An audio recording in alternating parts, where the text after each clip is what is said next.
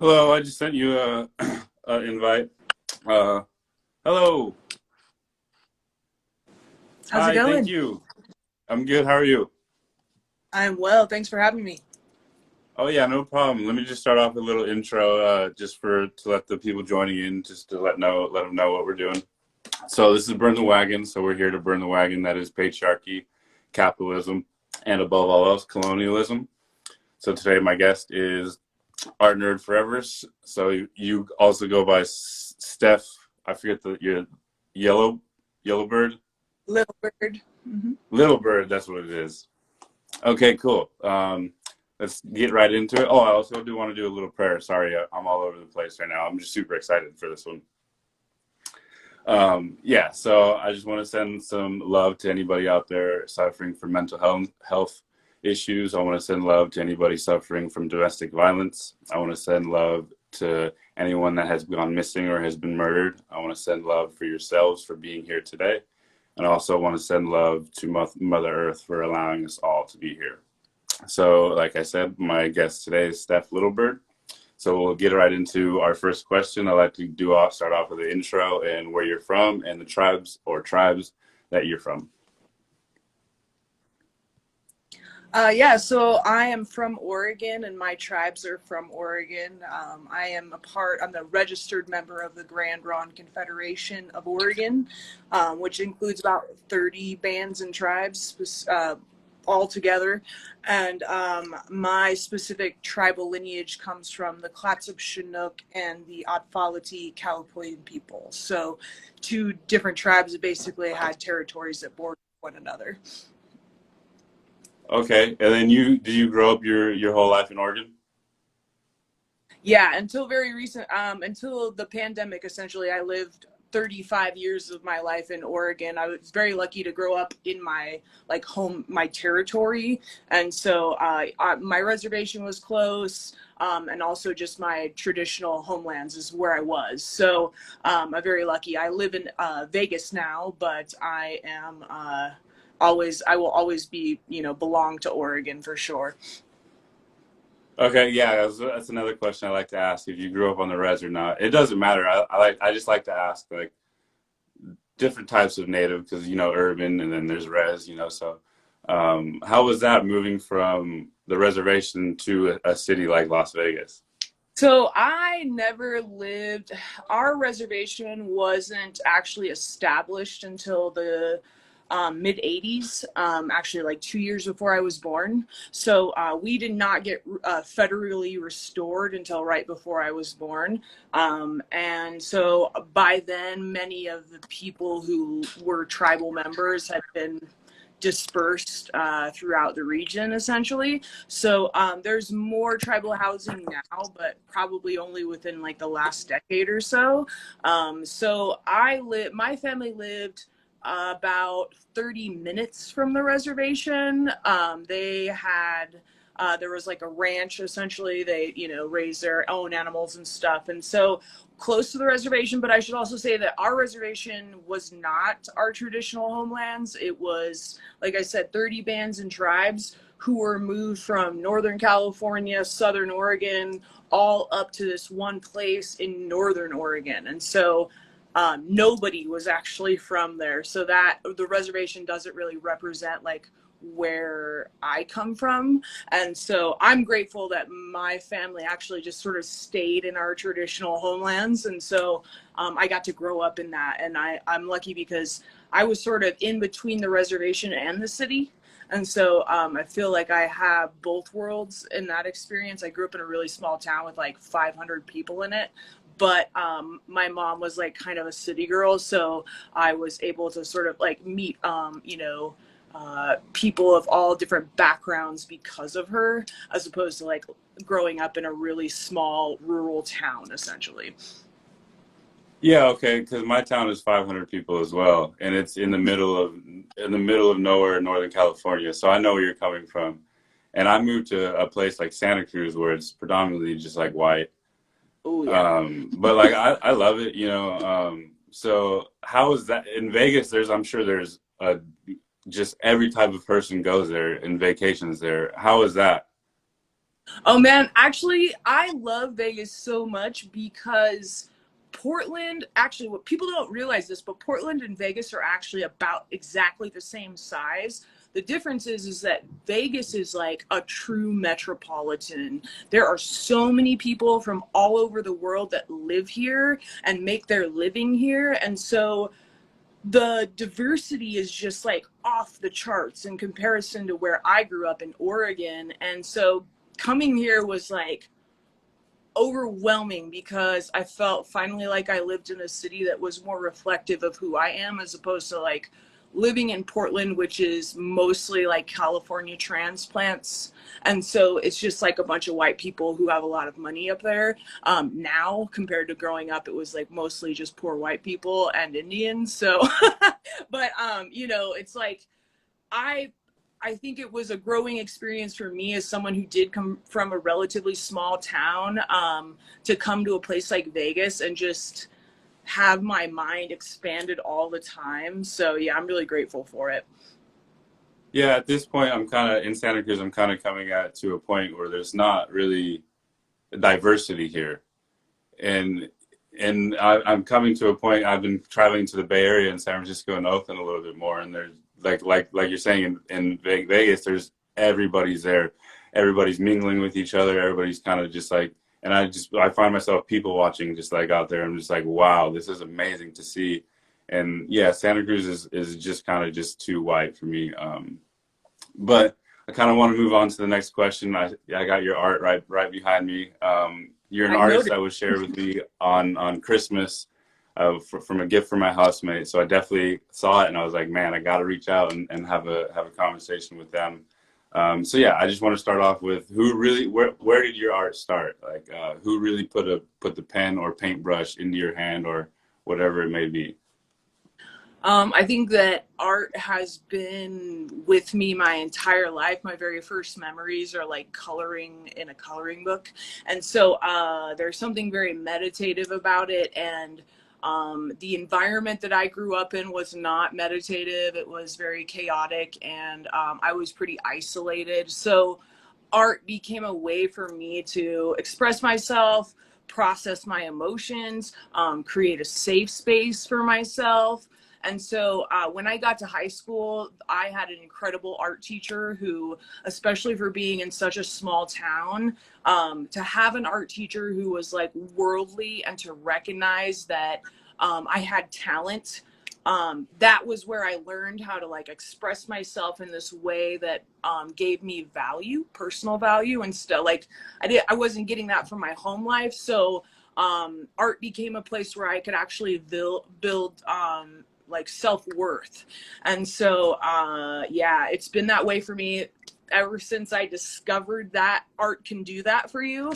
And so that's what motivates me still to this day, is like this art as an act of healing, not only for me but for the viewer as well. And representation being a big part of that, because growing up, it's not like I saw a ton of indigenous women represented in the world around me, except for like Pocahontas, and she didn't look like my aunties or my grandma, so I just didn't really understand.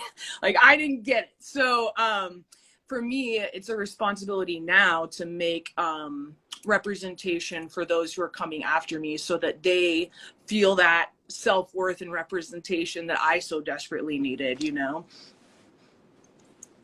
100%. And a thing is, like, I wanted to ask you too, how has it been going from drawing on canvas and stuff to a digital artwork? Because now everything is done kind of like on iPad and stuff like that. So how has that transition been? When I started art school back in 2011, so 11 years or so ago.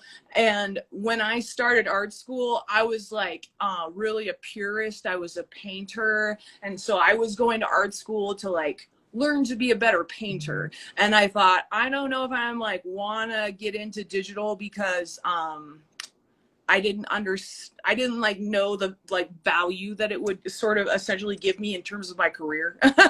And so through art school, I was sort of forced to be exposed to digital tools and learned that, oh, actually this can help me with even my analog processes like screen printing. I learned how to use computers for that.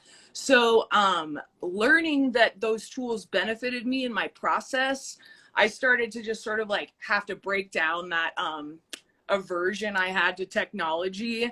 And a few years ago, I bought an iPad, and that pretty much changed my entire career. I'm doing crazy work now, and I'm getting jobs with companies I could have never dreamed of. Even like, I just get random emails from like Marvel Comics, and I'm like, whoa, I'm just a little kid from fucking, 500 people nowhere town. Like, what?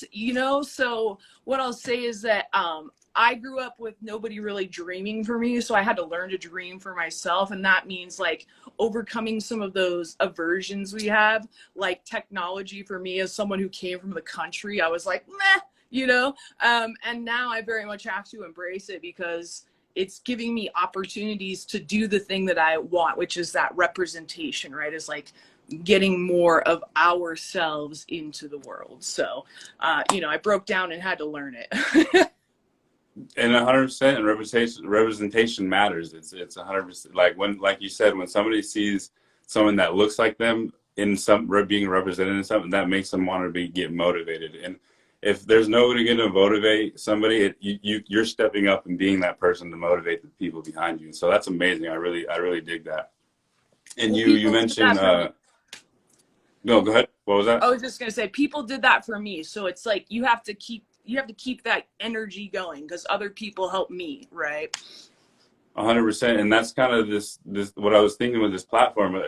If no one's going to create create something for our voices or be something for our voices or who we are or our history, I'll create it, and I'll be here. I'll sit here and listen to these conversations. I learn from every one of these conversations, and it's amazing. So you kind of mentioned art school, so I definitely want to talk about that and your work there and what it took to be an Indigenous woman going through art school. Because that was probably pretty hard. Yeah. I mean, just being a person going through art school is just hard in itself. You know what I mean? Yeah, I didn't know what I was getting into because, again, coming from a small town and like what my concept of artist was, I didn't understand that actually the art world is like its own institution that has all of these people who kind of make the rules, and many of them are rich white people. And so when I went to art school, I was there on a tribal scholarship and was like not supposed to be there essentially because it's a private art school. And so I was just lucky that I had, funding from my tribe so that I could go there. Otherwise, I would have been going to like a local college. But once I got there, I realized that a lot of the people around me were fresh out of high school. Their parents were rich. They were like essentially trust fund babies. They never showed up to class. If they did show up to class, they weren't really like contributing a ton. So it kind of was good for me because I went to art school when I was like 28. So I had already had like office jobs and I'd had other shitty jobs. And so I knew how to work hard, I guess, is like, when you get to college and if all you have is high school as your experience, it can be kind of like jarring to have like all of these extra expectations on you as a young person. But because I'd had experience as just like a working person, I think it made me a better candidate for college. So I did well and got a lot of opportunities, but I also realized that I was like not supposed to be there, and that I had to sort of come up against a lot of like white supremacist programming, people telling me that my work was like my work was super political. It was about the government. It was about mass surveillance. And this was back in like 2015. And so now, I mean, it's even worse than it was then, but they were telling me like, oh, we don't know if this is really relevant, and I'm just like, okay, whatever. And then, so it was when Obama was in office, and I think that people had this like false sense of post-racial America or whatever, and obviously that is not true. So anyway, it was a strange experience, but I was just thinking about it earlier. I was like, well, I did have some school debt that I came out of that with, but the debt that I incurred in order to meet people that were completely out of my tax bracket that I'll ever be in, that are in these networks of social elites, that like I just would never have met them. I met so like people with PhDs. I'd never met a person with a PhD before. And so it gave me access to a whole world that I didn't really know existed, and also like is very elitist. So it was good and bad, and I had to take a few years after it to recover. Dude, I 100% agree with you. Being from such a small town and like meeting all these different social, like I'd be so like, I'd want to meet every single type of person, just because being from a small town, you don't meet these type of people. Mm-hmm. And it's just interesting. Like I definitely wouldn't want to mingle or like be a part of their like groups, but like it's just an interesting mindset to like watch these people and see them function. Yeah, and also just to realize that people like think certain ways, whereas like I don't know, coming from like a poor community, that's indigenous people are more communal in a lot of ways. And so when you run into rich white people who are not communal, they do not think about anyone but themselves. They don't see how their actions impact other people. So it's like really weird to interact with people who are like probably on the narcissism spectrum in some ways, because they literally have never had to think about anyone but themselves. So yeah, very interesting to be a poor person who also is like communally minded in a place like that, where you're like, none of all these people care about is selling their paintings so they can buy a Bentley or something. You know what I mean? Wow. And where was this school at?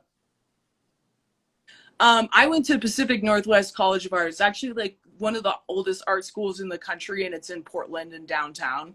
Yeah, I'm very lucky to be there and meet a lot of amazing people, but also it was just strange. So we got a question from somebody in that joined the live. How did you recover from art school doctrine, self-taught here? Oh man, the word doctrine is a really good way to describe it. I actually tell people that when I went to art school, I didn't realize that I was joining a cult.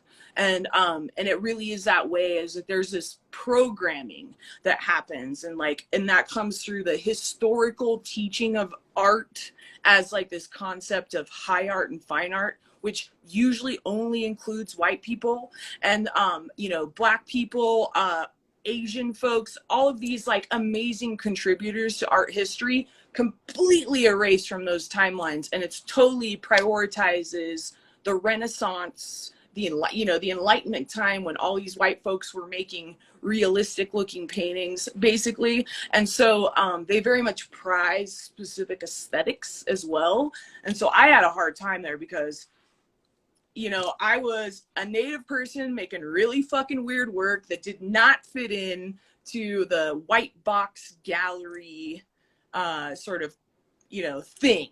And so very weird. And also like the dogma sort of permeates even how they grade you. You turn in a piece of work that you put a ton of time in, and your teacher doesn't get it, then they will give you a shitty grade because they don't get it, And so that's the hard thing about teaching art, which is very much subjective, And I went to school with kids who, this was another thing.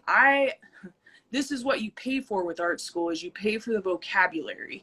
And when I got to art school, I was 28, but I was with all of these kids who are fresh out of those magnet high schools where they teach them like foundational art history and stuff. So these kids who were high schoolers coming in to the same year as me, they had more art vocabulary, and I did not. So I didn't know all that shit. So I very much felt out of place.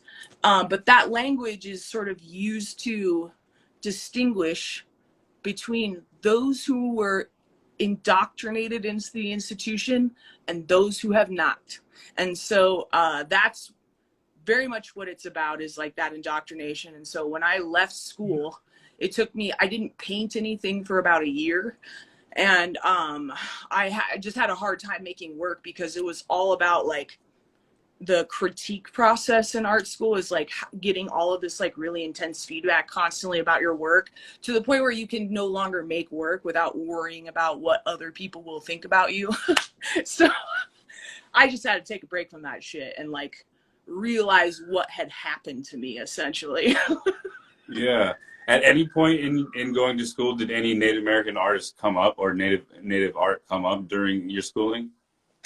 I mean, except for the ones that are local to Oregon, because there are some like pretty consequential indigenous artists from the Oregon, Washington area. And so you might hear about them, but it would be very rare. And honestly, most of the instructors in those institutions are white.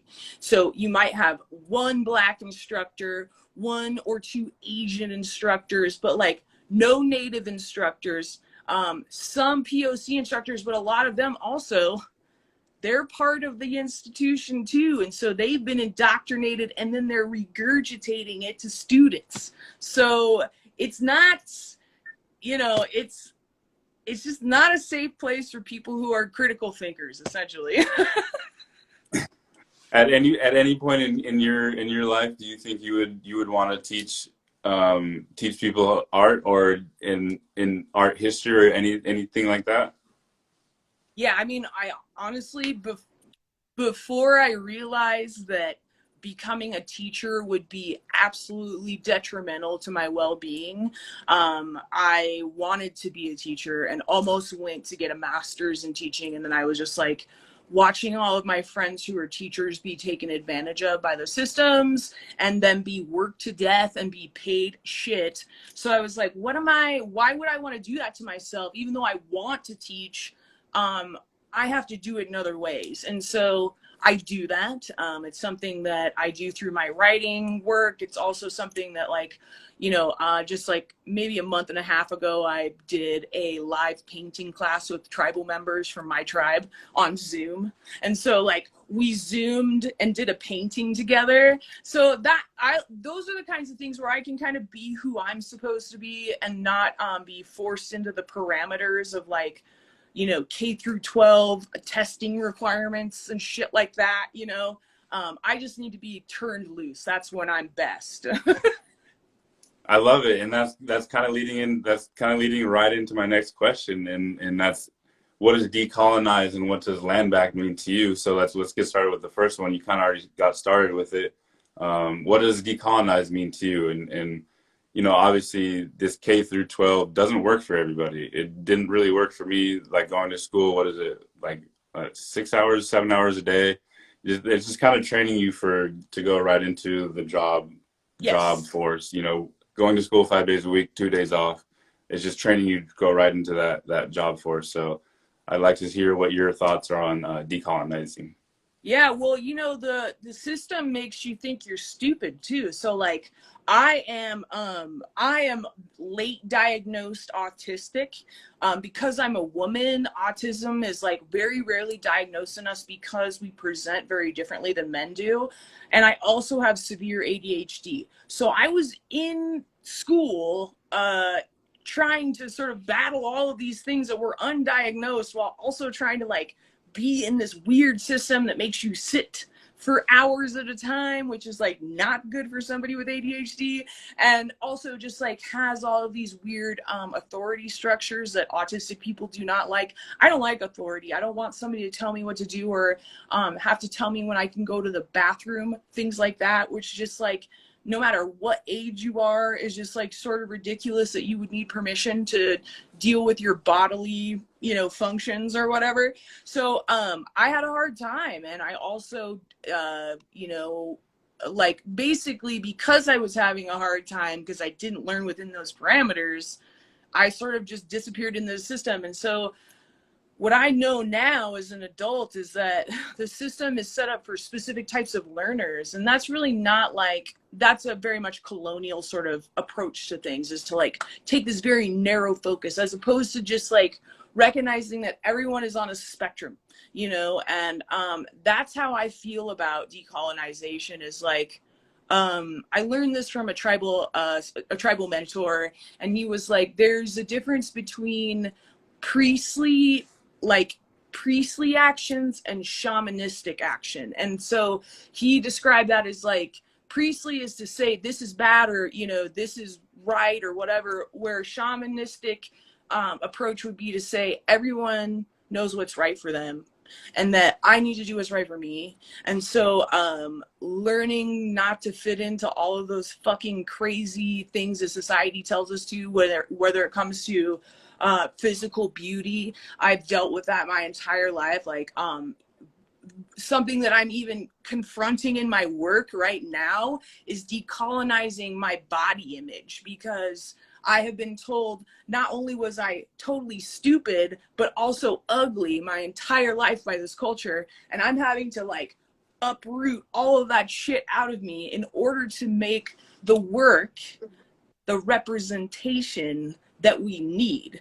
And that means not representing stick thin bodies all the time, representing women in their beauty and making them understand that their beauty goes beyond being a fucking, you know, rail thin starving woman, you know. And so the work is continuing to heal me, and hopefully through that it's helping heal others who see it, you know, because we need to see it. And that's actually what I learned, is that just making one image of a thick ass indigenous woman, people lost their fucking minds. And I was like, wow, I didn't realize people were so thirsty.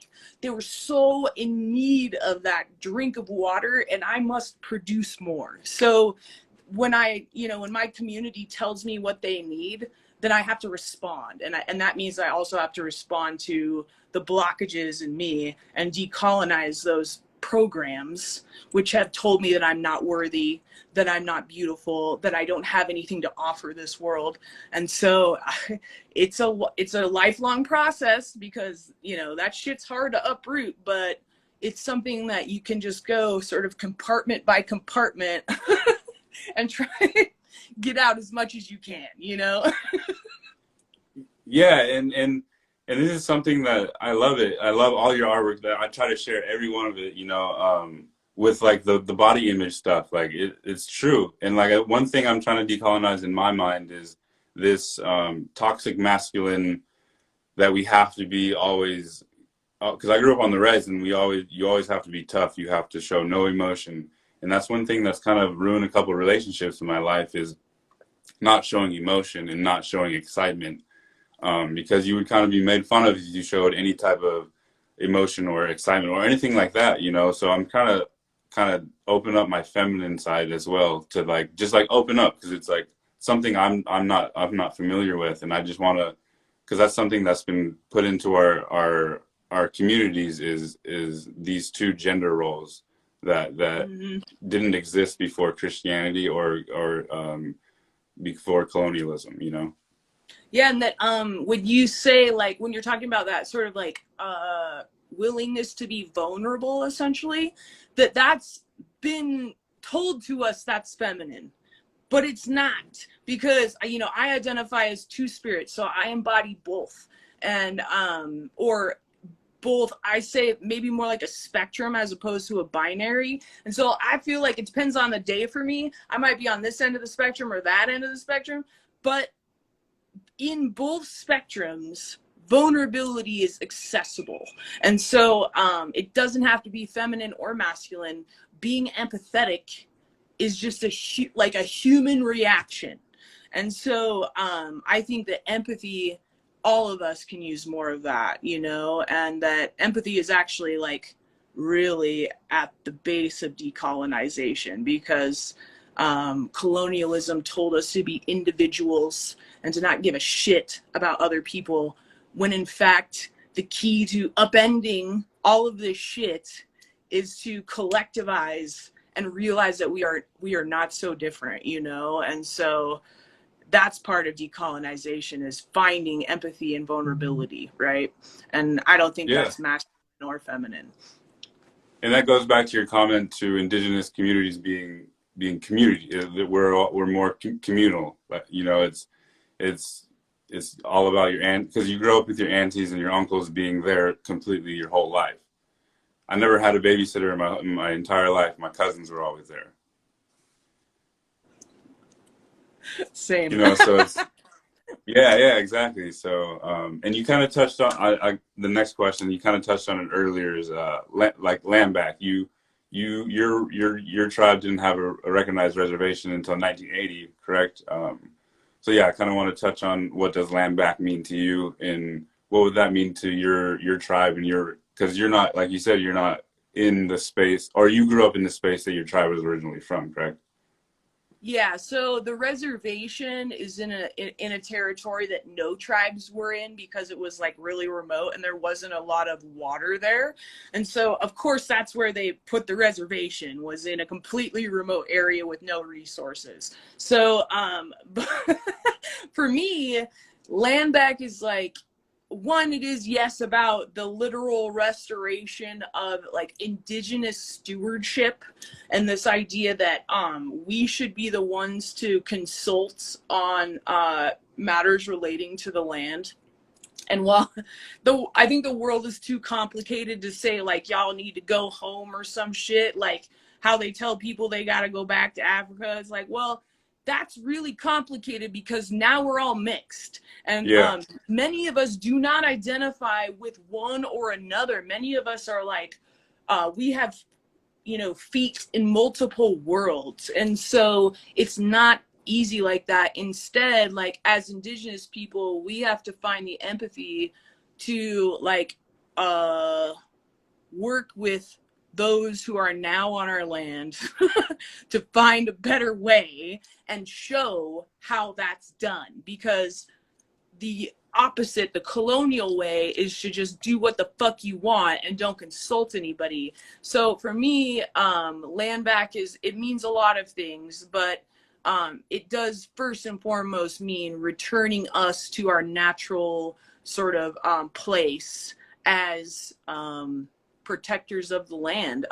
In my tribe, we call it placekeeping. We're placekeepers, and so we're responsible for these places, and that means that you know, they shouldn't be developed or built upon without consulting those who have been caring for the land for, you know, now 20,000 years. So you know, it's so complicated. I could talk about that shit for hours on end, but yeah, we need to be the ones who are speaking for the earth. yeah, and something.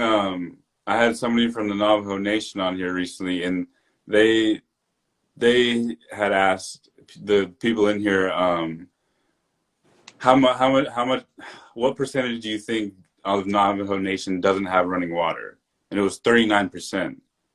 And think about like all these houses in the cities that we live in that have running water, clean running water, and then think about all the cities that don't, and all these reservations that don't. That's what we're also asking for in this like land back.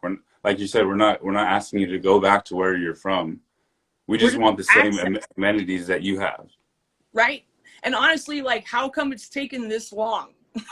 Because, you know what I mean? Like, let's be real. There's plenty of resources to create that. You know, you can build entire cities out in the middle of the desert, like Las Vegas, completely sustained from water in Colorado. Then you can fucking get water to the Navajo Nation. It's just a matter of if you want to or not. Absolutely, it's super frustrating because, and then there's also places like, it's not a reservation, but Flint, Michigan, who's been fighting for clean water for so many years, and they're a city. They're in Michigan. You know, it's crazy. And like you said, there's resources to make and build these things. It just doesn't make certain people money, so they don't want. Like you're saying, it's into like we're thinking of one certain thing, and that's the thing that we have to decolonize, is that decolonize also and just destroy the capitalism in our brains, you know? Yeah, So I've worked for that's grocery stores in restaurants, and they capitalize on every single holiday, on every single week. You know, it's just frustrating. It's frustrating to be a part of. yeah. No, somebody was on just TikTok. This lady was saying, we're not doing shit on July 4th. We're not buying shit. We're not going anywhere. We are not doing shit on July 4th because if we all chose to boycott that holiday, it would crush the fucking economy because they rely on these stupid ass holidays that don't mean shit to anyone to boost the economy throughout the year and basically pull as many pennies out of our pocket as they fucking can. The problem is that we are in a place right now in terms of the economy that is like very precarious. And so I think that actually we have a lot of leverage collectively as the proletariat right now. If we wanted to do some shit, we could. We just have to collectivize, which is why you know, Fox News and MS, all these people continue to keep us divided because then we won't do shit, you know? So that's where we're at right now is we have to overcome the programming, you know?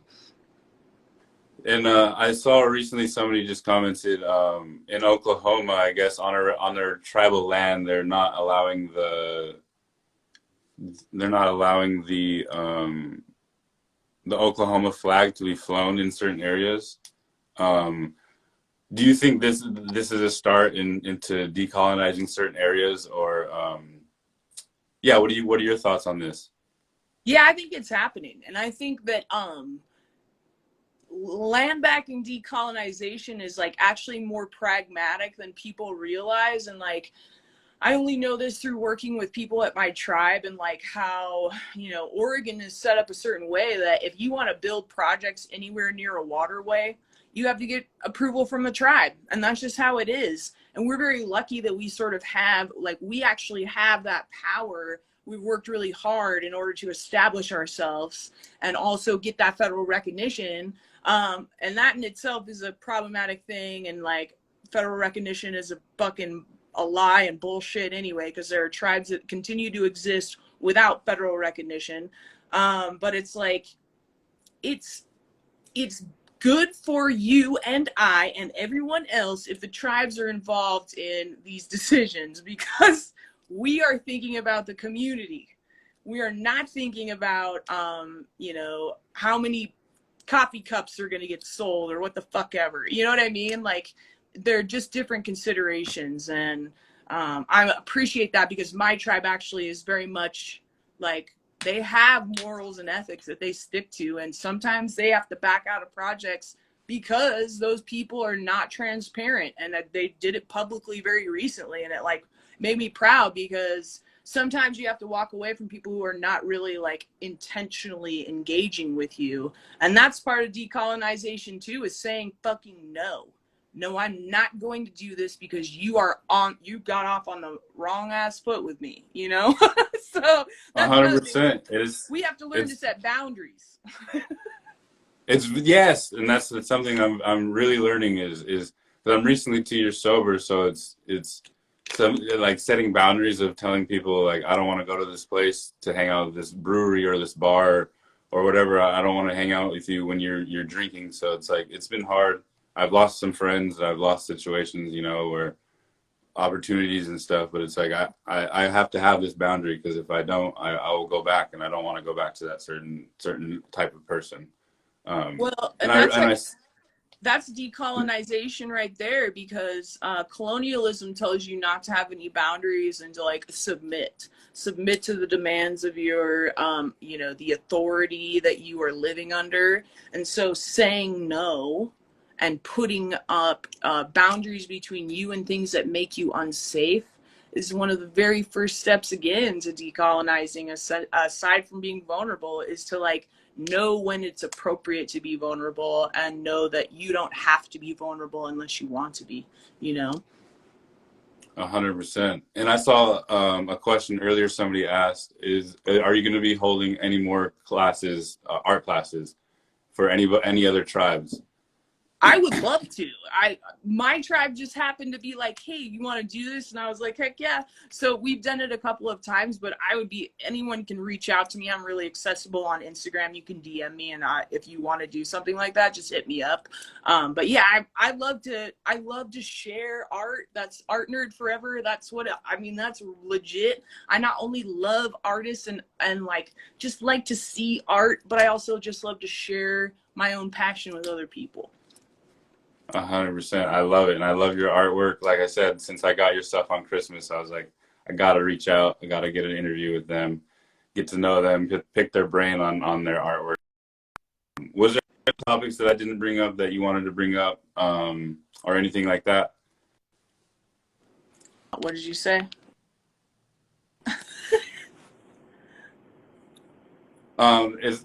Is there any future projects that you wanted to talk about, or any topics that I didn't bring up? I would say that next year is going to be really awesome for me. There's a new book coming out that I did in collaboration with Carol Lindstrom, and she is the author of We Are Water Protectors, the children's book that came out like a year and a half ago. So I'm doing one of her next books, and I'm very excited. It's about the descendant of someone who was in an Indian school and learning the power of their hair. The book is called My Powerful Hair, and it's about how our hair is connected to our divinity and how our hair connects us to our ancestry and to the earth. And so it's a children's book that teaches about those things and also grapples with the history of the boarding schools. And so really powerful, cool that I got to do it and work with Carol, because We Are Water Protectors was an incredible book. So that's coming out next year. And then, I got some other stuff coming out that I can't talk about yet, but I'm very excited for. And again, just like more representation opportunities. And so I love it. And I'm so grateful to be doing it, you know? Awesome. I can't wait to see that book either, because that's the reason I grew my hair out, is because for all the people that had to cut theirs. So that's right. That's right. My grandma had the shortest hair all the time, and I never understood why. And it was because it represents wildness, you know, and that's why it had to be cut. And it's so weird that white women could have long hair, but, you know, indigenous women were not allowed to have, nor males, but none of them were allowed to have long hair because it was a symbol of their savagery, you know. And so I very much I appreciate that you feel that way about your hair, because we're lucky to know that, you know. And so what's cool is this book is going to teach that to a new generation and reaffirm that for them. So anyway, I'm stoked, because it's like the artwork is, not to toot my own horn, but it's pretty good. I'm stoked. I'm stoked. I'm really stoked. And what's the book called again? My Powerful Hair. Awesome. I'm going to be looking forward to that. And I thank you again so much for joining me today. And I'll tag you in this. I'll post this to YouTube if you want to share it. I really appreciate everything and your artwork that you're sharing. And you're having a voice for the people to come after us. You know what I mean? Oh, likewise. Thank you for asking me to be on this. It was such a pleasure to chat with you. I hope you have a good rest of your day. Thank you. I really appreciate it. Thanks, everybody who tuned in, too. Yeah, thank you.